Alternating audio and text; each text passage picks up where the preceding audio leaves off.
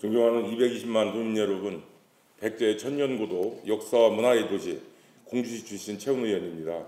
먼저 본 의원에게 5분 발언의 기회를 주신 김명선 의장님을 비롯한 선배 동료 의원 여러분께 감사의 말씀을 드립니다.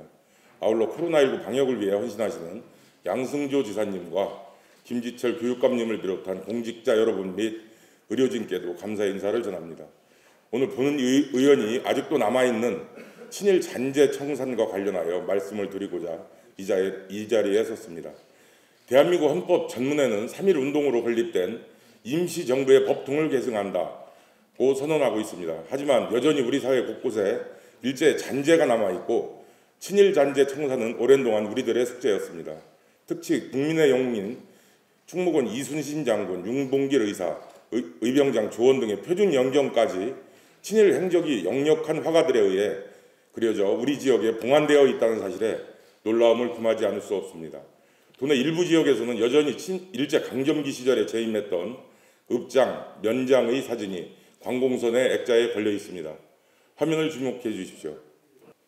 각 시군에서 조사한 자료를 취합한 후 분석한 결과 일제 강점기 시절에 재임한 읍면장 중에서 부여 29명, 당진 26명, 서천 15명 등 전체 114명이 일제가 임명한 인사의 액자로 된 사진이 오늘날에도 버젓이 걸려있는 것으로 파악되었습니다.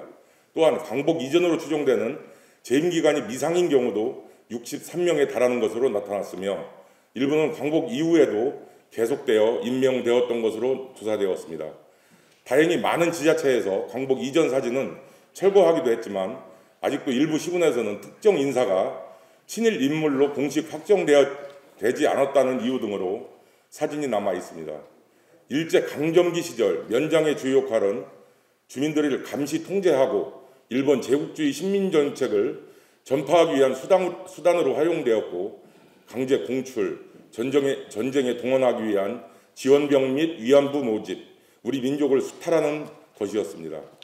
호칭이 지금과 같다고 해서 일제 강점기 시절의 공무원이 대한민국의 공무원일 수는 없습니다.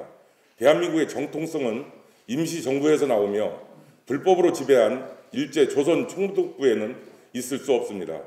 본 의원이 말씀드리고 싶은 것은 사진 속의 특정인 전체를 친일 인물인지 가리자는 것이 아닙니다.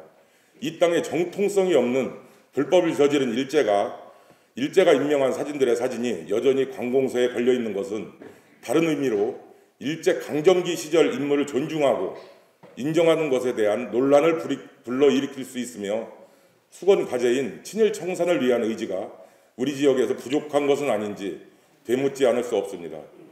지난 2019년 3.1운동 100주년을 맞아 도내 산재에 있는 친일 잔재를 효과적으로 청산하고 민족 정기를 확립하고자 도의회에서 구성된 친일 잔재 청산을 위한 특별위원회는 선제적인 친일 청산 및 정책 방안을 제시하여 순국선열의 고귀한 뜻을 되새기며 민족 정기 확립을 목표로 다양한 활동을 펼쳐왔습니다.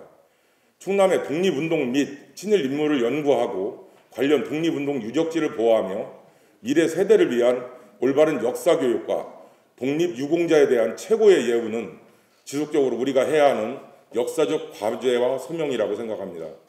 100년이 지난 오늘이지만 여전히 일본은 과거를 반성하지 않고 경제전쟁 선포 등 한반도의 어두운 그림자를 드리우려 하고 있습니다. 우리 주위의 친일 잔재를 지금 우리가 청산하지 못하면 위안부 망언을 하는 램지어 교수 같은 사람이 언제든지 우리를 조롱하며 비웃을 수 있습니다. 가해자 일본 정부는 이젠 끝났다라고 망언을 하고 있습니다. 우리 스스로가 친일의 어두운 잔재를 청산하는 것이 후손과 선열들에게 해야 하는 당연한 의무이자 책무입니다. 220만 도민 모두가 순국 선열을 기억하고 제대로 된 친일 잔재를 청산되기를 간절히 기원하면서 5분 발언을 마치겠습니다. 경청해 주셔서 감사합니다.